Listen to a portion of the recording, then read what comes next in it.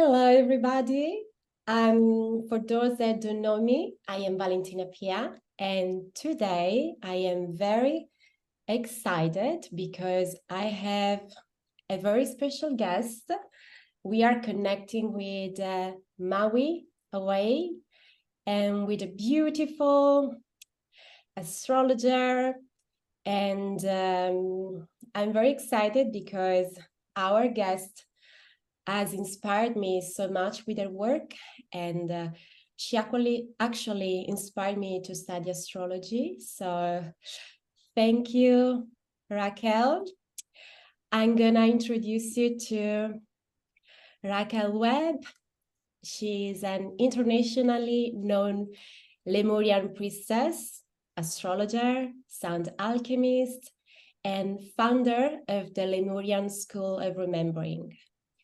She empowers her students by offering playful yet transformational online experiences through astrology, sun healing, and past life remembrance of their innate wisdom and gifts. So welcome, Raquel. Such a pleasure to have you here today. Thank you so much, Valentina. Such a gift to be here with you all. And thank you so much to everyone who is listening. Just really so grateful for your time. And yeah, really excited to see what our conversation brings. Yeah. Me too. I'm really excited for this connection. It's morning in Maui and it's like night here in Sardinia, in Italy. So we are on very different time zones, but there is some connection that is revealing itself now. So let's dive into it.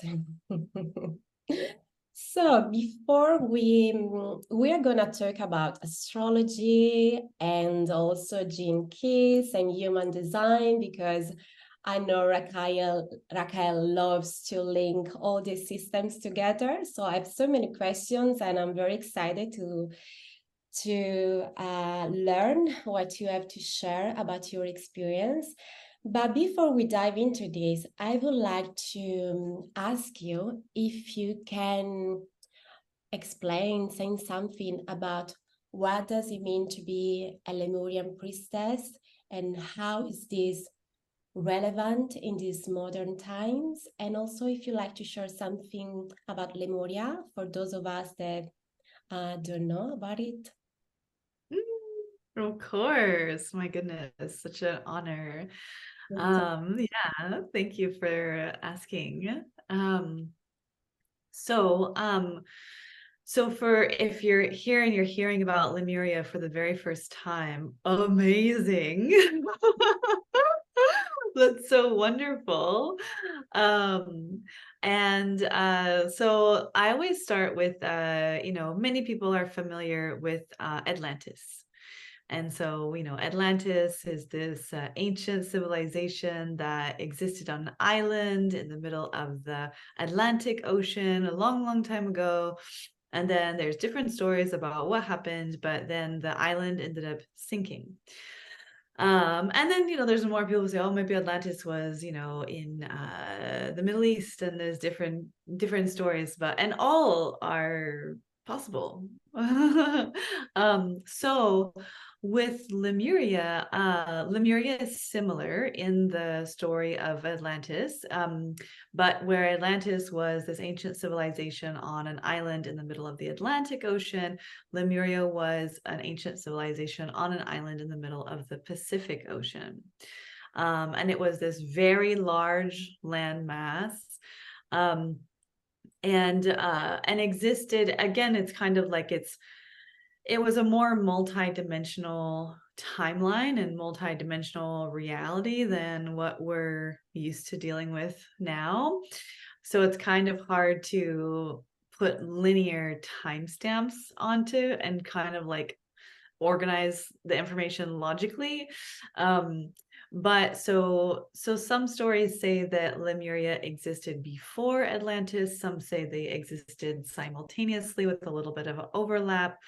But then the stories say that Lemuria also sank beneath the ocean before Atlantis did. And so where I am now here on Maui, which is in the Hawaiian Islands, this is actually, so here I'm on Maui, and the next island to the east is the Big Island, or Mo'oke'awe. Mokukiawe, and that's the Big Island of Hawaii. And so here on this island we have the volcano of Mauna Kea.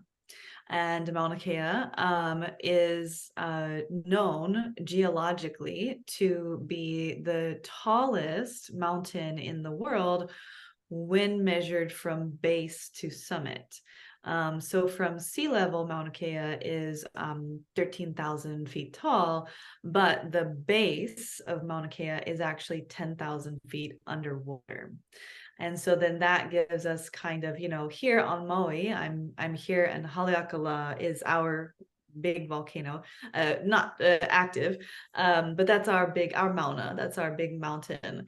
And so that is 10,000 feet. And so you can imagine, that the summit of Haleakala is 10,000 feet. And then I don't know, here's my house. And then, I live kind of on the lower slopes of the mountain, and then you can look out and see the town, and more, and there's more mountains and stuff. And so we look at all that you see on the entire island of Maui, and you imagine that all of that is 10,000 feet, from the summit of Haleakala. And so then we think, okay, well, if the base of Mauna Kea is 10,000 feet underwater, and you're looking at the expanse of 10,000 feet and what is in a space of 10,000 feet, it's like, wow, there's a whole civilization here. So it's always kind of like the inquiry is like, well, if the base of Mauna Kea is 10,000 feet underwater, and at one time the base was above sea level, what else was there, right, when the base was above sea level? And it's not just, I always want to clarify that Lemuria is, and in the Hawaiian lineage it's called Mu, and inside of the word Lemuria, we have Lemuria, we have the Mu inside of the spelling of Lemuria. And so it's not just specific to the Hawaiian Islands. It was a massive continent.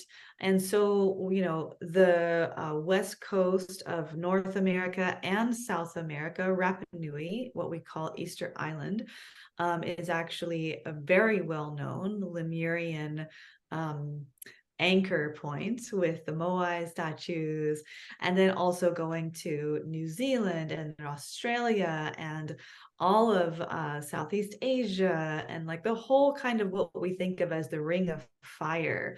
All of that is kind of the dispersion of what used to be this massive continent of Lemuria. And it even rippled out, because so what happened, right? So there's different stories, but the simplest one, I think, is that the Lemurians were a very advanced civilization. They were not, they were multidimensional, and so shape-shifting was a very real thing. It was a very compassionate, loving, understanding space where each person's uniqueness and individual expression was celebrated. And everyone kind of in their own unique and individual expressions, that was the part of the whole cohesive, how everyone functioned together in a harmonious way.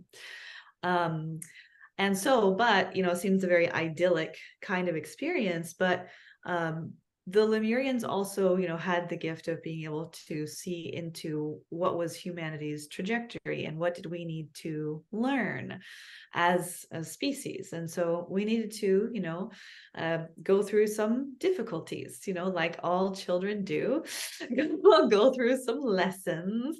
And so the Lemurians recognized that really, you know, beautiful and harmonious and peaceful energy that they held was actually not going to be supportive for the lessons that humanity needed to learn. So there's different stories about what happened, and it was a huge continent, and it was existing for a long time, and so there's many different versions of reality, literally, you know, that many people had many different experiences of what happened. So I would say, from my experience, from what I know and from what I remember, is that what feels true in my body is that that there came this time when we recognized that our vibration was not going to be helpful, and so we actually intentionally did a ceremony to remove ourselves from this dimension. And that ceremony involved lowering the base of the island and of the whole continent, and removing all of that land except for just the tops of the peaks of what used to be the highest mountains. And then transitioning to different realms, or some people went to like the area of Mount Shasta, some people went to Egypt, then that like rippled out. Some people went to South America, Central America. So, you know, different people it rippled out into going to Avalon. So there's like Sardinia is actually a very Lemurian place. And so there's all of these threads and like access points. So it's like you don't have to come to Hawaii or move to Hawaii to like be Lemurian. Not at all. We need everybody all over the world to anchor this energy. Amazing. Everybody stay there. You have a place and you have something to do there. I was actually, when I first connected with your work, I was in Isla Mujeres, Mexico, which, you know, is an island. And I feel there is a very powerful, it was like a journey of remembering for me, and your work like supported me to connect to that timeline. So yeah, it's really beautiful.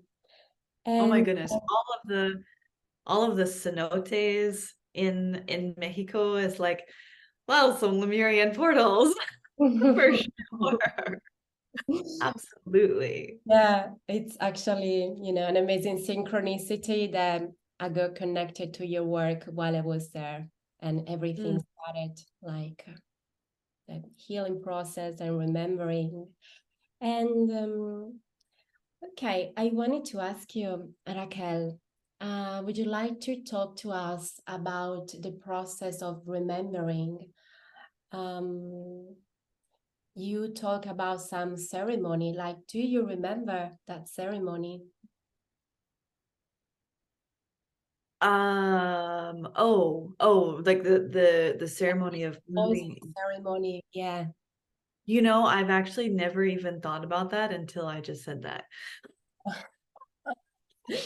Amazing.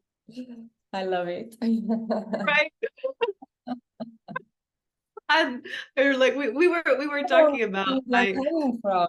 I love it. yeah, yeah. Before we started recording, we were talking about my human design, and I was kind of explaining like kind of how I'm learning to understand how that works. And it's not just like channeling, but in the way that we kind of think of like channeling. But yeah, it's I had never explained it like that like, you know, we did perform a collective ceremony to move the base of the island underwater. I've never said that before.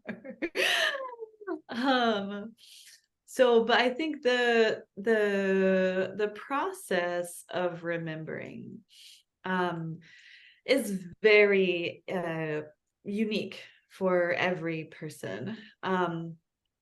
But I think one of the most important things is that that the memories don't exist outside of you, right?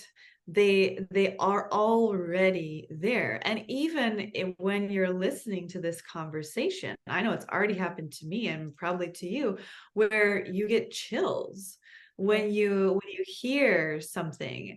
And so that's actually a really powerful key to in our remembering process, is that our bodies are literally designed, our cells are designed to vibrate at the recognition of truth.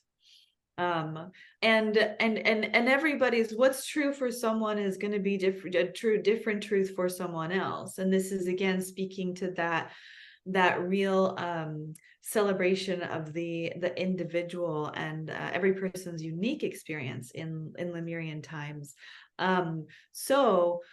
So paying attention, I tell my students, it's like, as we're going through this experience and you're hearing different things, or you're experiencing different things, reading different things, being guided to go different places, but really kind of listen, not just with your ears, but with your whole body. And really pay attention, when you're reading something, whether it's an Instagram post or a book or whatever, or you're in a workshop or you see a movie, and you feel that, like, of the chills. Sometimes they're super strong. Like sometimes I'm like, I'm gonna levitate, my hairs are pulling What's out. happening? Oh, Yeah. And sometimes it's just a little like that comes through. Sometimes it can feel like heat. Sometimes you're reading something and you see a mind flash, you start seeing images, or maybe you hear things, it's kind of like you're driving and you've been watching this movie that is really you feel like it's very expanding your connection of what you think is possible, maybe connecting to Atlantis or Lemuria, some kind of past life, even ancient Greece, like, there's all different kinds of past lives we can access. But you're driving and there's no music and you're just driving, and then suddenly you realize that you're hearing some kind of a music, and then you listen more closely and you're like, is it the noise of the tires? Like, what is that sound? But there's some kind of music that's happening. And so it's kind of, there's different ways that we can remember.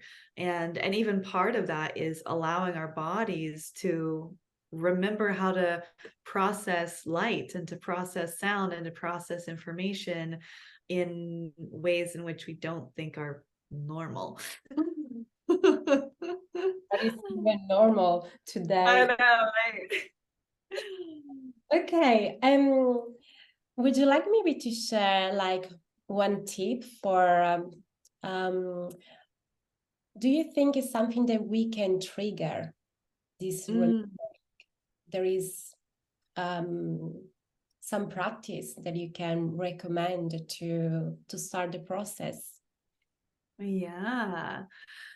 Well, I think it's really kind of setting that intention of really, it's really kind of like communicating, letting your body know, because it's the library, right? Your body is storing all of these old codes, and it's just not shared them with you before because you were busy, like working, taking care of the kids, like whatever we're doing, whatever we think we're doing, we can be very, very busy.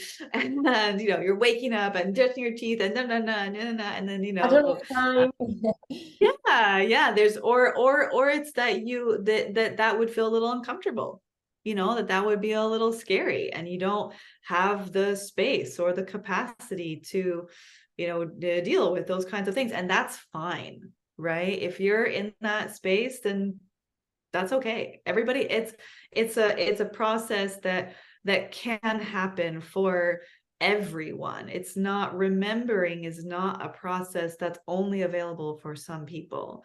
And we all have different, maybe it's not even the lifetime when it's going to happen for you. Maybe it's going to be the next lifetime. And if you're busy in this lifetime and you're dealing with trauma and, you know, all these kinds of things, and no worries, you got the next one. Like, it's not there's no scarcity, right? It's kind of like your process is your process, and it's going to happen for you in exactly the right time. There's no need to rush it. There's no need to be forceful. But if you are feeling like you are ready, you know, like you're curious, you know, you've gotten to a point where you're like, okay, you know, I could be curious about that. Feeling something Um, else. yeah, there's like, you know, you're hearing this conversation. Somehow you found it on the internet, you found yourself here, and or different things, you know, there's different movies that, you know, have Lemurian codes. And so you find yourself like where you're like, oh, I feel like that there's something beyond what I've been told that is possible for me. I'm hearing other people, or I'm seeing things in movies that's really making me think that there's something else going on here. But to really communicate to your body, to really let your body know that you are ready, and that you're an ally of it. Because I think, you know, our bodies are like children. And so or, you know, your nervous system is like a child. And so your body, you know, is also, you know, holding these ancient codes, and it's very wise. And so it doesn't want to release this information if it's going to be harmful or challenging or stressful for you. And it also really wants to know that if it does start to share its secrets with you, that you are not going to get mad and upset and you know, and harm it in some way. You know, it's like your body wants to feel safe with you. So again, it's kind of like little things, like just following your intuition. You know, if you're like, oh, like, you know, learning more about Lemuria, you know, even like doing a Google search of pictures of, like, you know, what is Lemuria, or even like Pinterest, you know, just type like Lemuria, and like just see like what, and then just, you know, feel as you're scrolling, feel with your body, right? You're not watching with your eyes, you're watching with your whole body. And when you see different pictures that like cause that little oof, you know, that's a remembrance happening. So I think too, if I would say one other thing is to begin to make space for your dreams. Mm.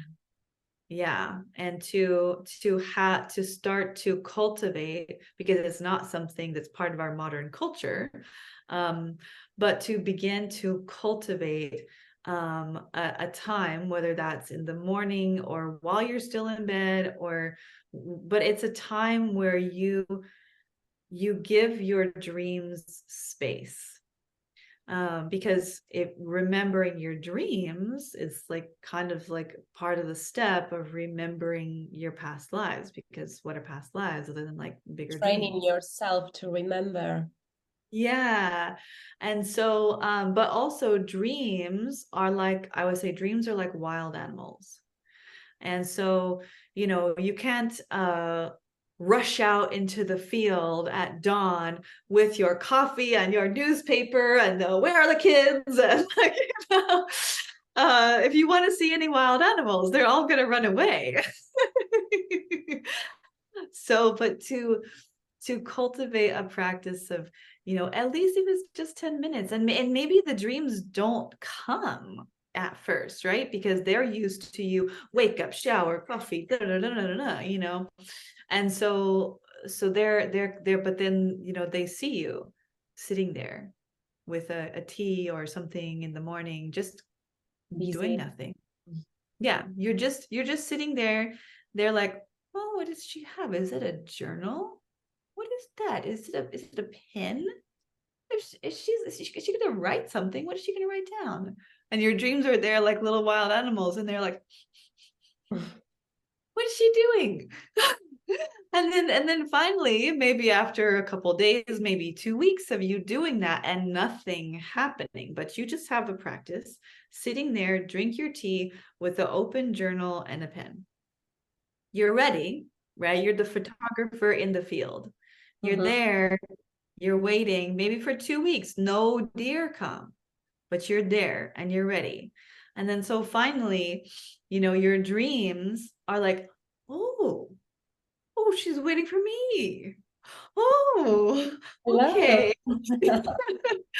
Oh, and then the doe, right? The deer comes out very gently, looking around in the field in the morning, and the photographer is like, Gotcha. yeah. Amazing. Thank you. Yeah. Yeah, it's been a few years that I'm practicing this, and it's been very powerful. And it's been hard at the beginning, so I trained myself with an intention before sleeping, like going to bed with the intention to remember my dreams in the morning, and that has helped too. Beautiful. I also want to, because you asked about what does it mean to be a Lemurian priestess and so I want to make sure, because I know people are like, but wait. um so so I don't call myself a Lemurian priestess lightly. It's actually not even a name I gave myself. I didn't decide that I would call myself a Lemurian priestess. I was actually working with a Hawaiian kahuna, and she was the longer story, but in a short story. I had a session with her, and I was like, I've been called to move to Maui, and I feel like I'm on a mission, and I'm here. What do I do? Ready? And yeah. And she was just like, you just need to be on the land, and you just need to allow yourself to walk barefoot on the land, to be in the waters, and really just to receive the energy of this land, because you are a Lemurian priestess. And she was like, you're 30,000 years old, and this is the first time that you've been allowed to return to this land since before the flood. And I was like, yeah, right. Yeah. And so so she was actually the woman who was, I don't know if you or anybody is familiar with not Chiron, right? Because Chiron is the asteroid, but Cryon, Yes, Kryon. I think he comes to Sardinia. I think so. Yeah. Yeah. Yeah. So Cryon is kind of similar to Bashar or Abraham Hicks, right? He is a collection of energy that is channeled through a man named Lee Carroll. And so Cryon talks a lot about Lemuria, about the Pleiadians and their role here, and about the multidimensional aspects of our DNA, and how we can actually go through and what he calls mine our Akash, or mine our DNA from all of our lifetimes. So it actually turned out that this woman, Kahuna Kale, she was the Hawaiian woman who was traveling with the Cryon entourage. And I was like, so then when she was like, oh, you're a Lemurian priestess, and this is the first time that I was like, oh, that's so sweet. You probably say that to everybody. I didn't receive it. I was like, oh, that's so nice. And she caught me in it. And she was like, look, you need to hear me. a Hawaiian kahuna telling you that you are a Lemurian priestess and you have a job to do. And I was like, okay. So, but it wasn't like a mission or a task. It was just kind of like just allow yourself to be, and then you know your body already knows, and so it's just allowing yourself to feel more comfortable in your body, to trust your body more. So so but I don't think that I'm special. It's like I've actually not wanted to use that word of Lemurian priestess, because I feel like everybody is a priestess nowadays. And it's like this I know thing it's a that, bit confusing. yeah. And I so need to explain. yeah. But so what I really think that anybody, because I think we all, it's a huge soul group of people who are incarnating on this planet, who have this resonance and this connection with Lemuria, because we're not trying to replicate what happened in the past. We're trying to use our gifts, our skills, our talent, the wisdom that we have, that ability to celebrate individuality and unique expression instead of being afraid of that. It's really where we're going as a collective.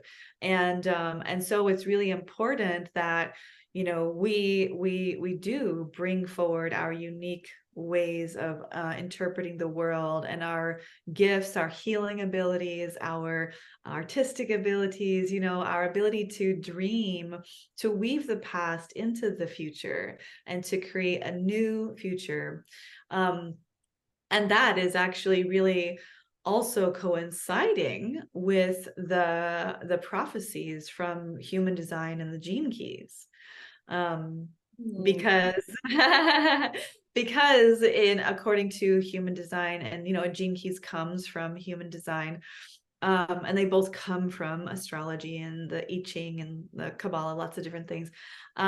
So in 2027, according to the stories that and what's been prophesied from those two systems, is that in 2027 we're going to experience a collective mutation, where right now there's a particular channel that is active in the background. It's been activated since the 1700s, or maybe it was before then. But we're moving. The channel that's activated in the background right now is the tribal channel, and it's motivated by fear. And it's really like, that is where so many people who resonate and identify as Lemurians, or even just magical people, right? You don't have to be like, I'm a Lemurian, but a lot of us feel like we're magical, that we're different. So many lineages. Yeah. But so many people who identify as magical folk have this past life or current life memory of trauma, of being rejected, of being abandoned, of being shamed, of being persecuted, killed, bloodline lineage from the witch trials, or soul lineage of different being healers in different cultures or different things, where we were only allowed to live outside of the village, and people would only creep up to our hut when they had a really bad problem, but they would never tell anyone that they were coming to visit us, and they would all like woo and hiss when we walked by, or it's so there's this deep wound for so many of us related to the tribe, but yet we still want that community. So where we're in this in-between space right now, where there's this old energy that's ending. It's like literally we're seeing it crumbling all around us, on the news, everywhere is happening. And it's the same. Right. And at the same time, there's this new version of reality that's being born, but we're in this in-between space where we're neither one or the other. And so it's very uncomfortable. We can move like But 1 hour from one to the other, like in a very short span of time. yeah, yeah. And so where we're going in 2027 is that the background frequency is going to shift from a tribal frequency to an individual frequency. And the motivation is going to shift from fear to innocence. And innocence motivation is very selfish.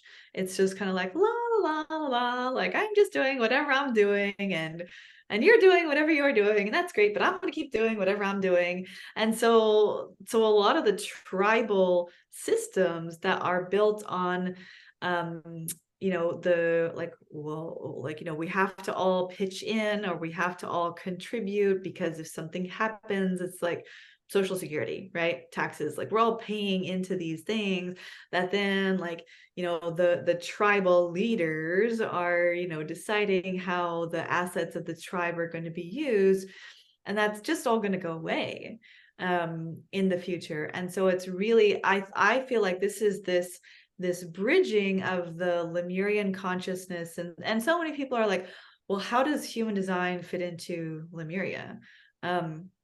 So there's two parts. So I think that I'm answering questions you haven't even asked yet. That's perfect. um, so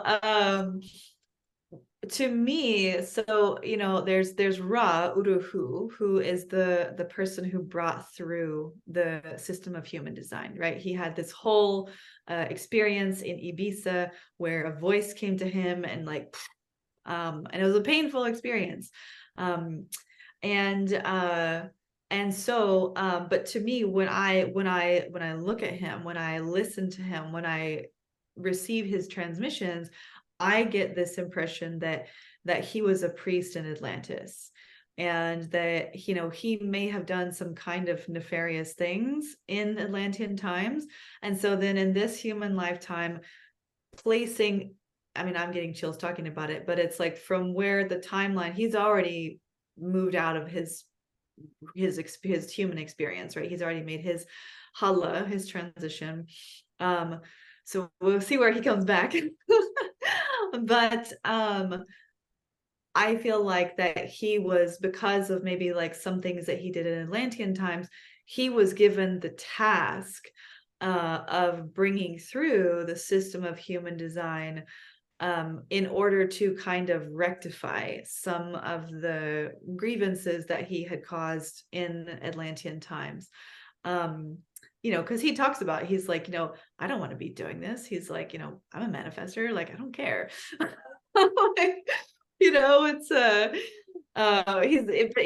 It's this compulsion, right? It's his task that he has to do, is to get this system out, so that it can help people for this mutation that is coming.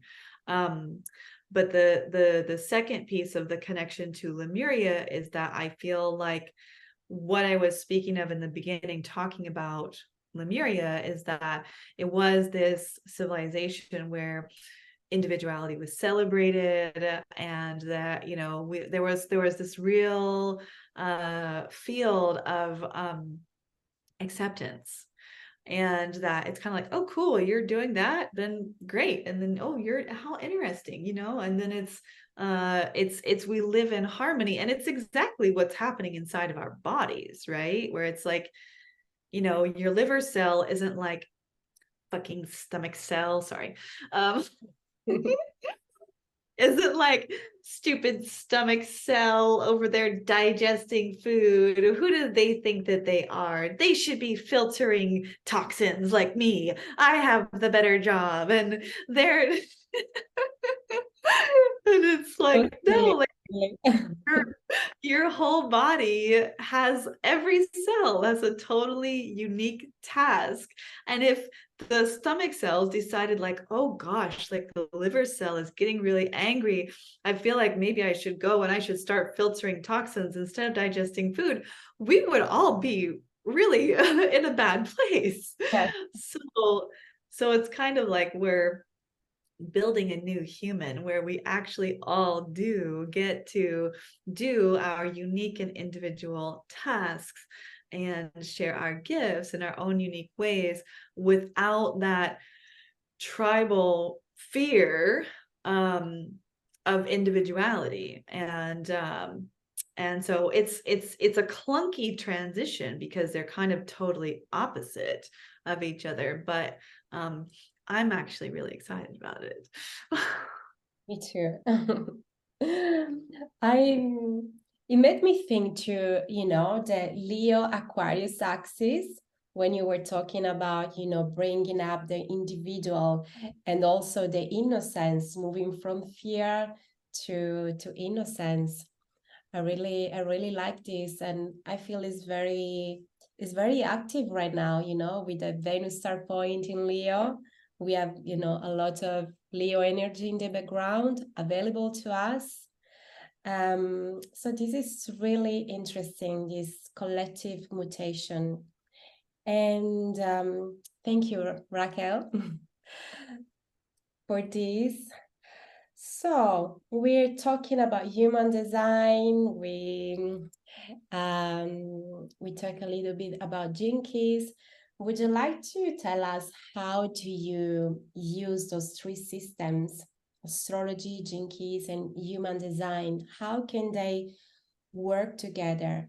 Like, for example, I love astrology because, the birth chart keeps giving me information. You always go deeper and deeper. And I love watching the transits because they really give me a picture of what's happening for me, like what's going on, really, what do I need to deal with? And I find that jinkies is more like, like fine tuning for me.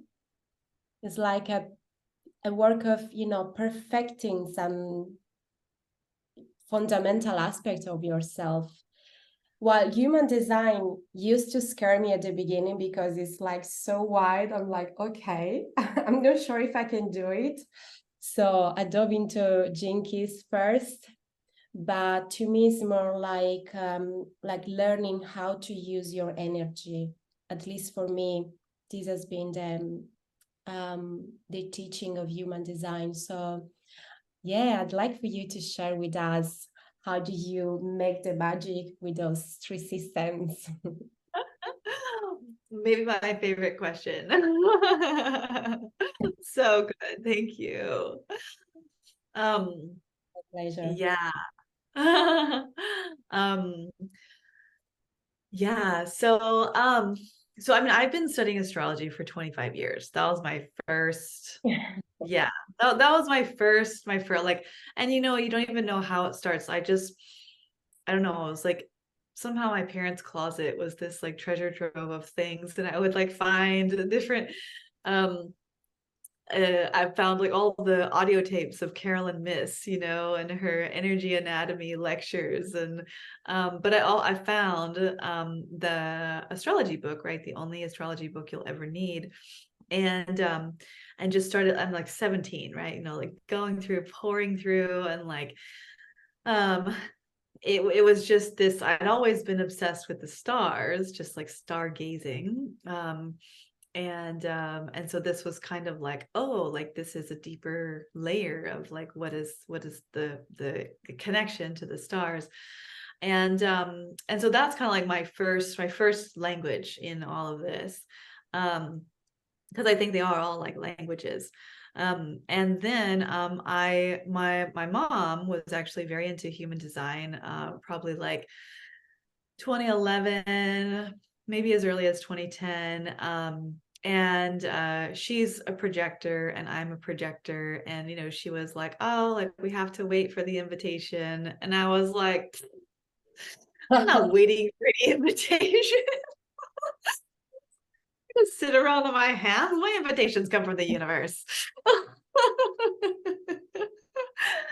um and so I was very skeptical, and I was like, this doesn't feel empowering. I don't know, they say that guy was crazy. um so then I had a friend who I was sharing that with, and he was like, oh, well, you might be interested in this other system that comes from the human design, but might be a little bit more resonant for you, and it's called the gene keys. And I don't know, like maybe it's like, my past lives in Atlantis doing genetic modification or something, but I've always been obsessed with DNA and like genes and genetics and things like that. And so we're talking about the gene keys. And I'd actually also been studying the I Ching itself. I was mentoring with an aromatherapist and an acupuncturist starting in 2005 for a few years, and that was a whole initiation. I was doing qigong in the mornings, doing tai chi in the afternoons, hanging out in their office, helping around wherever I could, and they were using the I Ching. And so I started with one book, and then I went to a more advanced book, and I was literally like throwing coins every day. And so there's, so of course all of the different, because it's, the I Ching is major part of human design and the gene keys. So I went into 2012, I went into gene keys and really kind of got deep into that. And then it was really kind of in maybe later in like 2018 when like human design started coming more online. I went to Burning Man with Erin Claire Jones in 2015. I think I And from Instagram. Mhm. yeah. Um, and so we had that connection, and I was watching her just like expand in her human design practice. And so I had a session with her, and she's a projector as well. And so she really helped me to have a different perspective about the projector invitation. And now I really understand that my ability to perceive things I see a lot, and that not everyone wants to know what I see because they're not ready to make changes. And so I really found the invitation to be a much more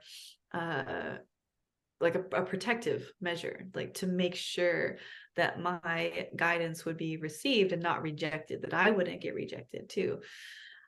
So I began like, weaving them together, and really started diving deep with my teacher, Amy Lee. And we're on the same, what's called a fractal. So my conscious sun, or my life's work, is in the 10th gate, or the 10th gene key. And then my evolution, or my conscious earth, is, I'm speaking human design and gene keys at the same time right now. Yes. And it's in magnetism, or fluorescence. And so hers is the inverse, right? She has the 15 as her conscious sun, and the 10 as her conscious earth. Okay. And so when you it doesn't always have to be those 2 points. You can be on the fractal with someone in other ways as well. But when you are on a fractal with someone, and they're your teacher, it's like, I've been in class with Amy, and it's like the amount of understanding and comprehension that I receive is like 10 times more than what she taught. And so I just like start, it's like things like she puts a candle right here, and then I'm like, you know. So for me, I just wanted to give that backstory to kind of like know where I'm coming from with this when I say what I'm about to say next, because for me, with the kind of deep dive into all of the systems, I really feel like that human design is actually like the practical application on a very kind of like real world, practical, day-to-day kind of way about how to apply, how to resource, how to utilize what we can see in the birth chart, or what we can see in our gene keys profile. So to me, I paint the image that it's kind of like astrology is one wing, and gene keys is another wing, and human design is the being in the middle. um and it's kind of like the more that you study these systems in a kind of synthesizing kind of way, or like when you're weaving them all together like this, like I have over here on my wall my birth chart from my astrology, but then I have written out next to each planet the gene key and the gate that each one sits in, and then the shadow and the gift and the city of each one. And I really, it's kind of like I've come to understand them. So when I'm thinking of my activation sequence, right, the your I can life's show work. the chart. Maybe I can show my chart for those that don't really, that are not very familiar with gene keys. I have it here, just for reference. Yeah, perfect. Okay. Yeah. So when we're talking to, go The ahead. activation sequence, like those for here outside. Yeah, yeah. Yeah, so your activation sequence is the life's work, which is like 12 o'clock position. Then you have the evolution at 3 o'clock. And then you have goes technically over to the radiance at 9 o'clock. And then you go to the purpose, which is at 6 o'clock. And those two sides work together, right? So the life's work and the evolution are in human design language. This is your conscious sun and your conscious earth. And then on the other side, your radiance and your purpose is your unconscious sun and your unconscious earth. And so what do you have a human design chart that has the list of planets on the side? I don't have it here. I might need to, I can maybe download it. Yeah, Maybe. it's yeah, it's I would totally like it's like I would totally send it to you, and I would do a screen share of my phone, but I need to do an update on my computer, so it won't let me. um but actually, so if you just go to Jovian Archive, Jovian archive.com, and then you can put in your information, and then just pull up your chart, and it'll have the list of the planets on the side. But I can go ahead and kind of Yes, keep thank you. yeah. Okay. Yeah. So basically, so then when you hear in human design, you hear about your incarnation cross. The incarnation cross is the activation sequence. And really, when you're working from a gene keys perspective, and also from a human design perspective, and even actually from a branding and marketing perspective, to present yourself to the world, the first place to start really diving in is your life's work, right? Or is your conscious sun. And so I really love Karen Curry Parker's Encyclopedia of Quantum Human Design. I feel like that's a really good, succinct, very accessible reference to the energies of the gates. And then I also pair that with the Gene Keys book itself. So if you're wondering kind of like, how can I, access more of my own unique energy, and what is the unique energy that I came here to share? that's a really great starting point, is to just look up whatever gate or whatever gene key your conscious sun is in, or whatever is your life's work in your hologenetic profile through the gene keys. But I really recommend for me, how it works is that whenever I'm like trying to kind of like learn and integrate something, it's really great for me to have like a lot of text to kind of go through and read, and then kind of begin to swirl together. And that's why I like the gene keys, because there's kind of a lot of text and a lot of imagery to be able to kind of like tap into, like, okay, what is my life's work? And because from an astrological perspective, whatever gate or whatever gene key your conscious sun is in, is the light. In astrology, we say that the sign and the house of where your sun is located in your birth chart, and then with other planetary aspects, kind of later is another step. But it's like, but first and foremost, when you're looking at your birth chart, the house and the sign where you find your sun is actually an indication of what your soul wanted to create in this lifetime that you could be proud of. So you take that, so you say, okay, so I'm looking at my birth chart, and I see that I have the sun in Aries. Which house is it? 10th. Ninth house. 10th house, right? 10th house, right? So it's kind of like your soul wanted you to be very visible. That was and really wanted you to be kind of a pioneer, right? Wanted to be a forerunner, initiator of a new kind of energy that was very inspiring, right? That you're very passionate about that. And then to have that to be in your 10th house is like that's part of the legacy that you're here to create. So it's kind of this really beautiful combination, because it's that spark of Aries, but it has the stamina of Capricorn.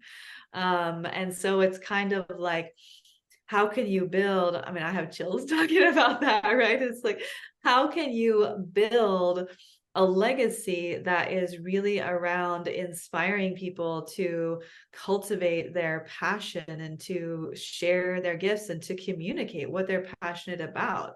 I happen to remember that your Mercury is close to your sun as well. So that's what we would look at from the astrological perspective. But then we would go to the human design, and would say, okay, you have your conscious sun in gate 21. Yes. Yeah. So you have your conscious sun in gate 21. So then you would, read the gene key of that. Well, so we're kind of, so you would read the gate description.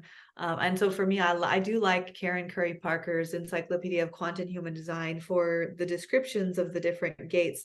So you would read that description, and then you would be like, okay, like how can I shine the light of that energy out into the world? Where in that description do I feel passionate about whatever that description is about? And then you would go to the hologenetic profile, and you would see that, oh, this is my life's work.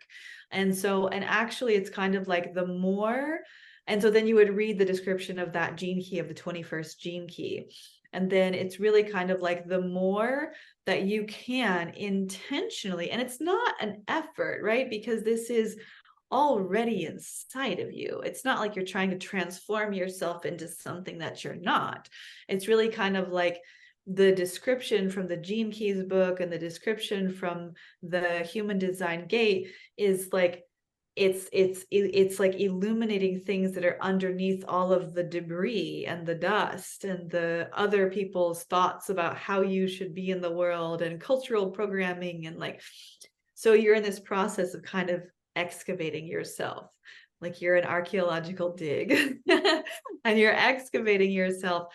But the more that you can actually, the more that you can actually be yourself, and shine the light of that gene key and that gate through the house and sign that it's in, then the more people will actually see you, and then the more that you weave that into your branding and how you present yourself to the world, more people, it's going to have a resonance, right? With people are like, because we all sense each other's astrological charts, human design charts, hologenetic profiles. We all sense that in one another.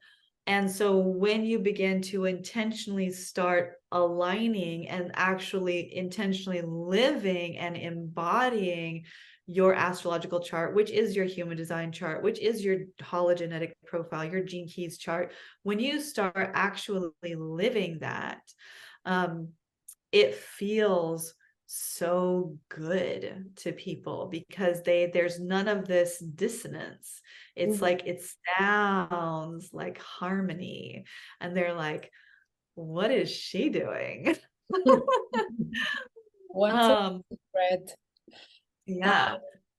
So, but I want to just want to explain what's happening here with these two sets of numbers on the sun on either side. So because when we're talking about the astrology chart and how does it connect with the human design chart and how does it connect with the gene keys chart, so the numbers on the left the numbers that are on the right in the black column, this is your birth chart. So it's kind of like, this isn't like source language, but I say that like in human design, we have two birthdays. And so you have the birthday that was your birthday, that is your birth chart.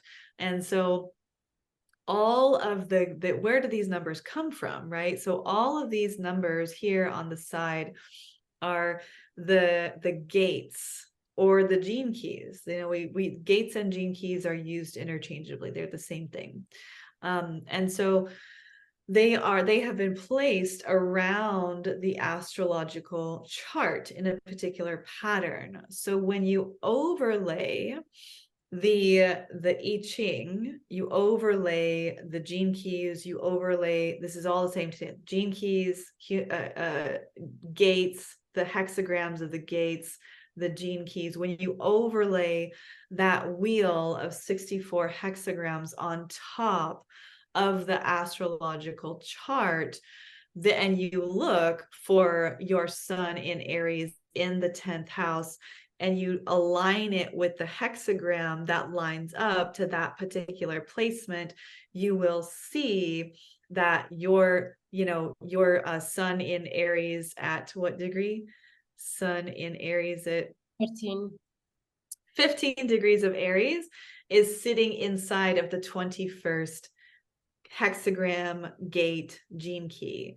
And so literally, so all of those, so if you took your birth chart and then you took this list of planets and you aligned them, they would all be in exactly those gates around the wheel, around the chart. So that's where all of that comes from. And that is your personality, right? Because that was the day that you officially arrived. But so in human design, we have another birthday, a birthday before we actually take our first breath. And so this is the list of planets that is in red over here on the left-hand side. And so this birthday actually occurred. So human design is actually so cosmic. I had no idea in the beginning, and I was like, I don't know, sounds kind of crunchy. So, when a man and a woman love each other very much,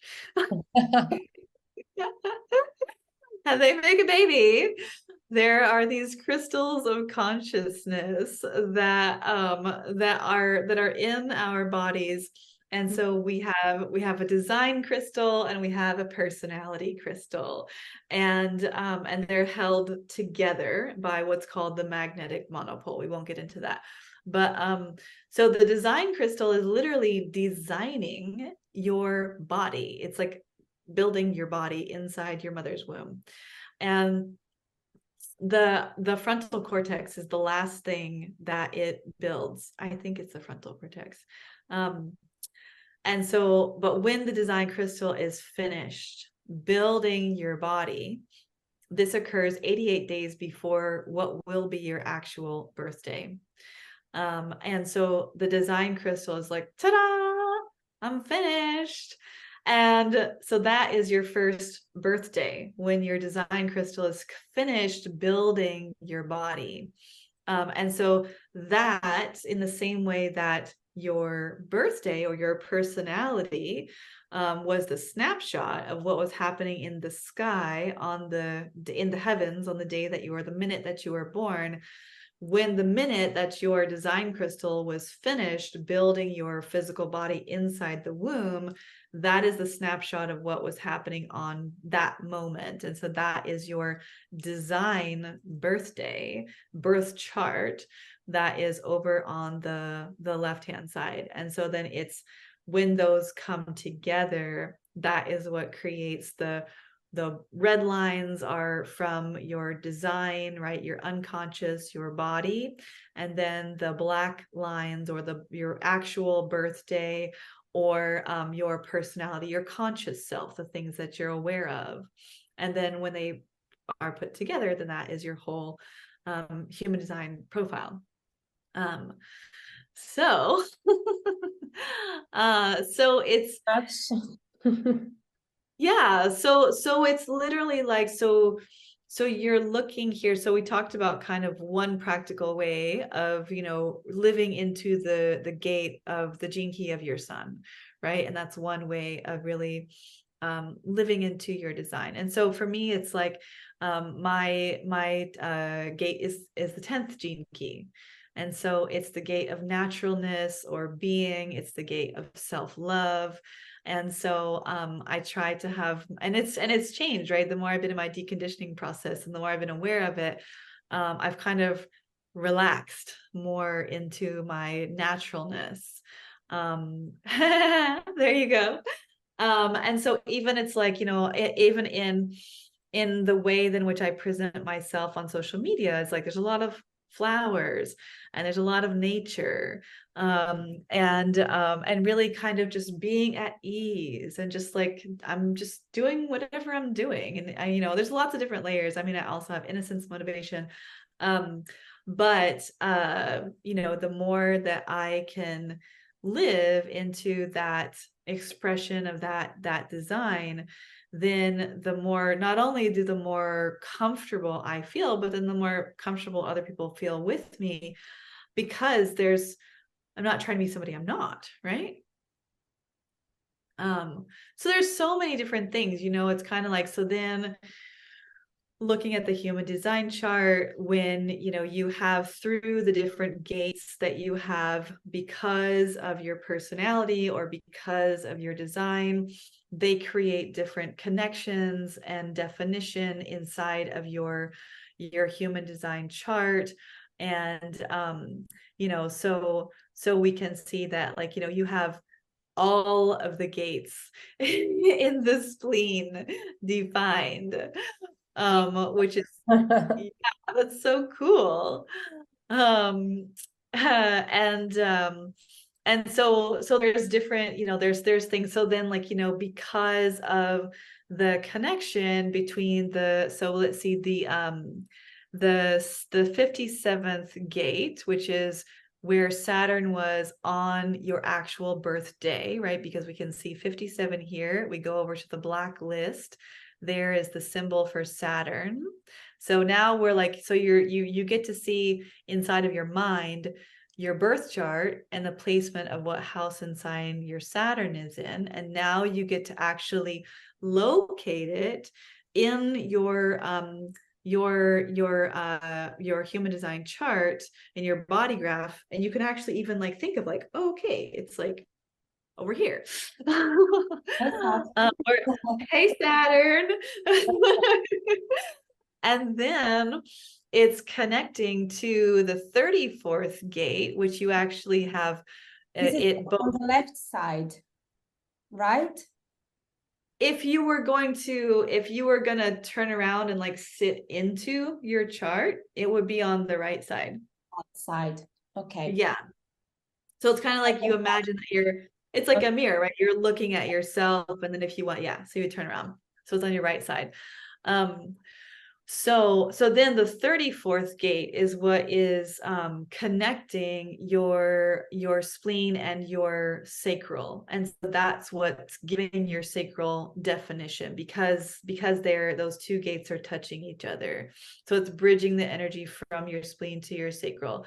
So we can say, okay, there's 34 here. So we see there's a black line and a red line because it's both. So we go to the black chart, and we see that it's over on the black side on the right, we see that is just underneath your Saturn, and it's your Uranus. And so it's also the same because Uranus moves slowly, or maybe it was also retrograde during the time in which you were born, but it's also in the same place in your unconscious, right, in your body.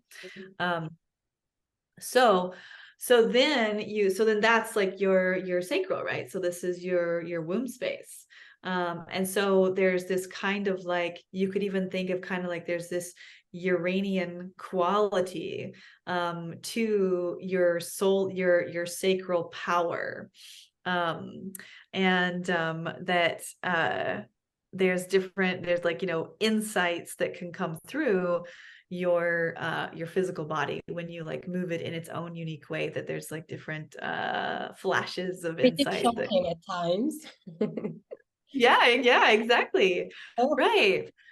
So now you're kind of getting to like, because you have a pretty good understanding of your birth chart, right? You're beginning to kind of like blend and see like how they can start working together. And then, so, right, because you have that channel that is connecting from the 5734, that's defining your sacral, then that's what like gives you, that's what is giving you that generative energy, so then we switch into human design speak, and so that's what's defining you as a generator. And so you have this power and this energy to be very excited about life and what you're interested in, and to go on your passions and follow what excites you and lights you up. And you have tons of energy to do that.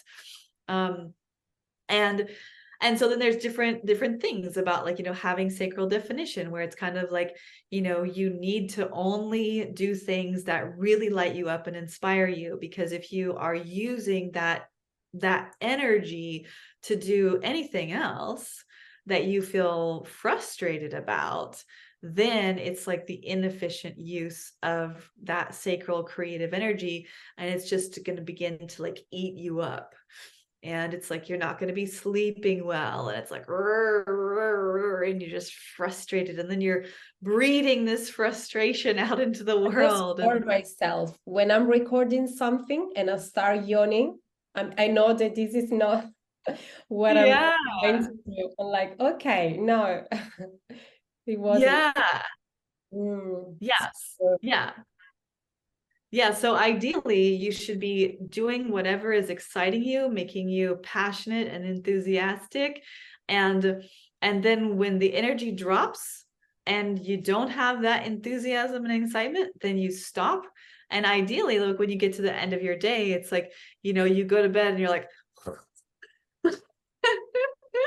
and you're done, and you fall asleep straight away, and you're exhausted, but like in a good way. You're like, that was damn. like, Yeah. yeah, I love that feeling.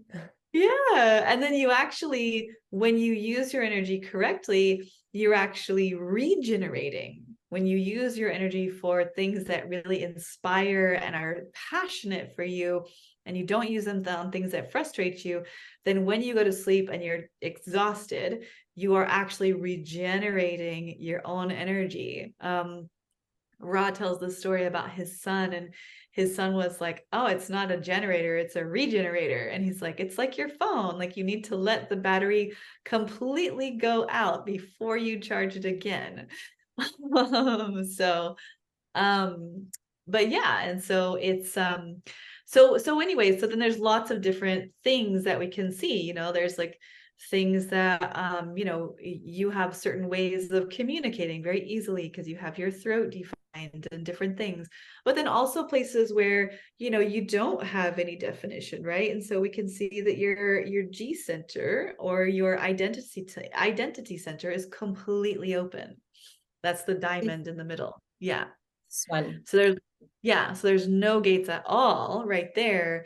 And so that means that, like, you know, you are very like morphic and kind of like shape shifting, and like you have to kind of, it's a gift because you can literally understand so many people and their different perspectives. Um, but it's also like really important that you also understand that you're going to be influenced by whoever you're around, and you're going to kind of turn into them. I have it open too, but I have a couple of gates in there, so I have a little bit more definition. But I mean, I definitely have that experience where it's kind of like, you know, if I'm around someone and they're in, you know, or I have to be so careful who my teachers are, because then I kind of like start turning into them. Yeah. And so yeah, so it's like, you know, we have to kind of, it's a gift, but it's also kind of like, you know, you have to just understand how your mechanics work so that you can take care of yourself. Mm-hmm. Yeah. Wow, um, Raquel. So many information. I'm getting really to understand and connect things. I actually cannot wait to connect everything to my birth chart to have like the visual of this connection, because I feel this is when it's going to really click everything. yeah, Everything. yeah, so Hmm. fun. Thank you so much for this lesson. There was truly a class on human design and gene keys and astrology. I mean, I feel like we could talk for a few more hours and go and go into it. But I also know you have like a busy day ahead. So I don't want to take all your time. And yeah, I'm just very, very grateful for all that you share with us. I feel there is so much to integrate, so much that I want to go back to and listen again, and definitely study all these connections that you talk about now. And maybe you'd like to share some ways we can work with you. What offerings do you have at the moment? Sure. um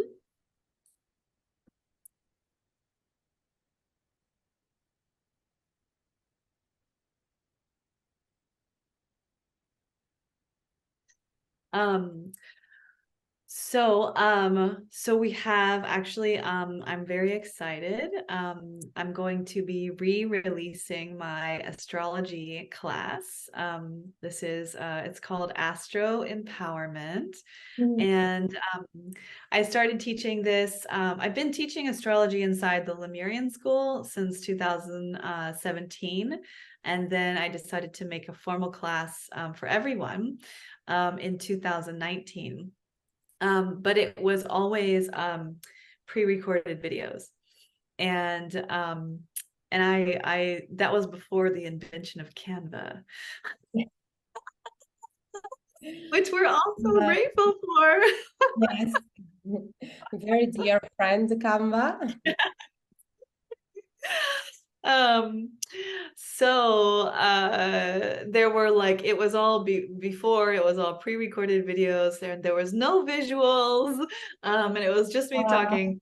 And I'm a very visual person, so I'm really excited to, I'm gonna re-release the course, but I'm gonna refilm everything, and I'm doing it all live.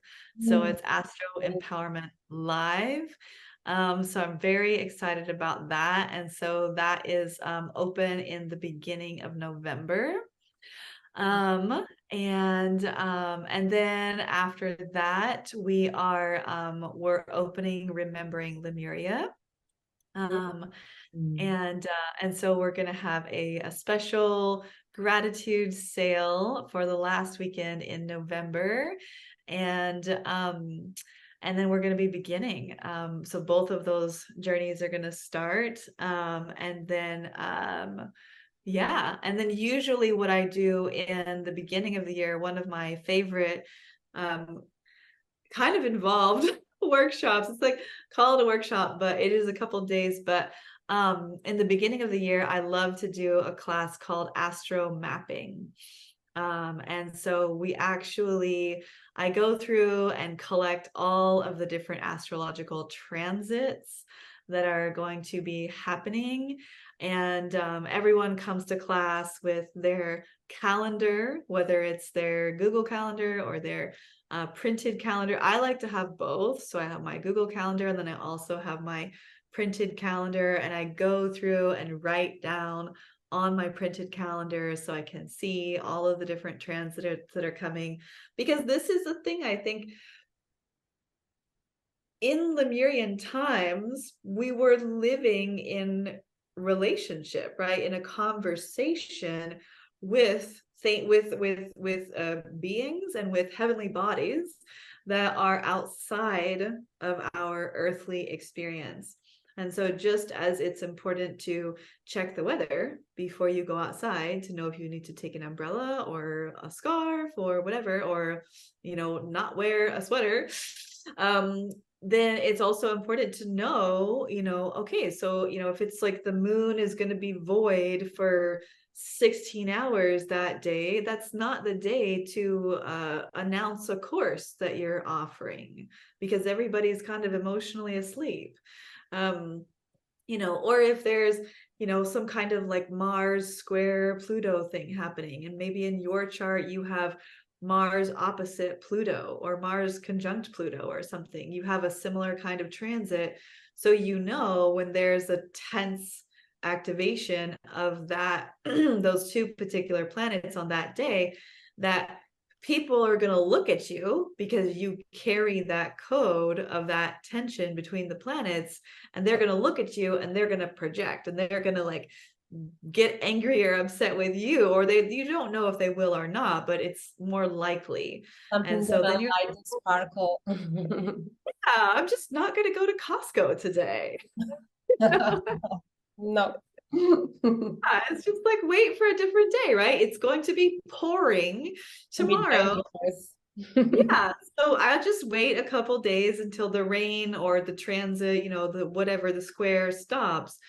So I think it's really, I don't know how I would even run a business or even live my life if I didn't know what the daily transits were happening, or didn't know ahead of time what they were going to All be. right. Yeah. So we do this class called Astro Mapping, where we all go through and we have our calendars. We go, month by month, week by week, and we map it all out together, because no one's going to sit down and do it by themselves except for me. But then when you're doing it with a group and it's like, no, this is what we're doing right now, write it down, and then you have it done. And so by the end of the workshop, you have your whole calendar for the whole year. This is amazing. I really, really love it. I've done this work for a few years, and it's really taken me so long, like really, really so long. Probably because I was just teaching myself how to do it and checking like different applications and softwares. But to have like your calendar with everything, like what's happening today? Oh, Venus is moving in my 4th house. Okay. Exactly. And I really do think of all of these systems, And I like to start with astrology because it is like the most common one, and it's kind of, I mean, like, it's amazing. It's actually becoming this collective language right now. I mean, I've been on Instagram for 10 years, and I remember the day. Me too. Yeah, when it was like, it was kind of like, oh my God, am I gonna write about the full moon? Like, what are people gonna think, And so it's so nice that it's become this, like, big collective conversation. But I think you're right. I think that it's a language, and that you can, just like, studying French or Portuguese or German or, whatever. It's that you can study by yourself. You can read books, you can watch movies, you can listen to music, and you can get somewhere. But when you're with a group of people who are actively speaking and practicing together, that it's like your not even like your fluency, but your fluidity in the language, like, becomes so much easier. So I really think it's so helpful to have other people on your journey. True. And with Sangadams also, with someone guiding you and directing you. Right, because it's also like, well, like, it's like, oh no, the moon is opposite Pluto today, and so I don't want to do this. And it's kind of like, well, and the moon is a mood, and it goes very quickly. So it's not, so you need to, you need to have someone to point out to you, this is important, this is not so important, to how to prioritize what you're focusing on. Yeah, that's helpful. Amazing. So I'm gonna share all Rakaiel contacts in the description below. I guess we can find this on your website if we want to join Astro Empowerment or the Astro Mapping beginning of the year. And are you gonna offer something related to human design and gene keys as well? I really want, I'm feeling that coming. I do offer that in my private sessions, where I can really, like, speak to the individual and one person at a time. But in terms of teaching anything about that, I really, really want to make sure that I'm doing that in integrity, because there's so many people out there, especially with human design, where it's kind of like they learn a little bit, and then they're making posts in Canva about all the different energy types, and then they're off, right? And so so I Mm-hmm. I really understand how powerful information is, and especially when it's like insight for guiding our lives.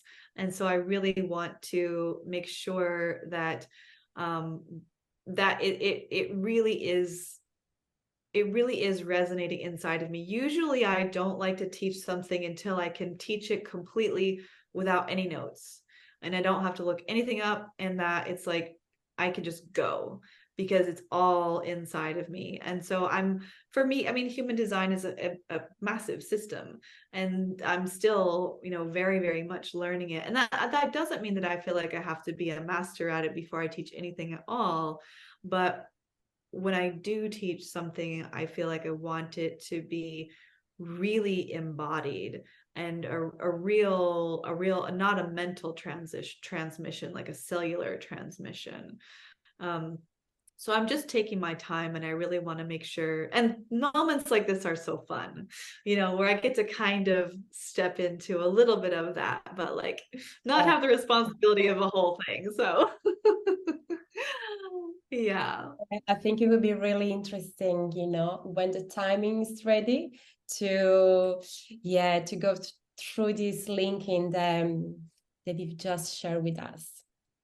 Yeah, it could be fun, like, to do a small group of helping people to work on their charts. That could be fun. Yeah, I really like, this connection. It's really is adding information and really fine-tuning everything and making it more like consistent and practical, as you said before.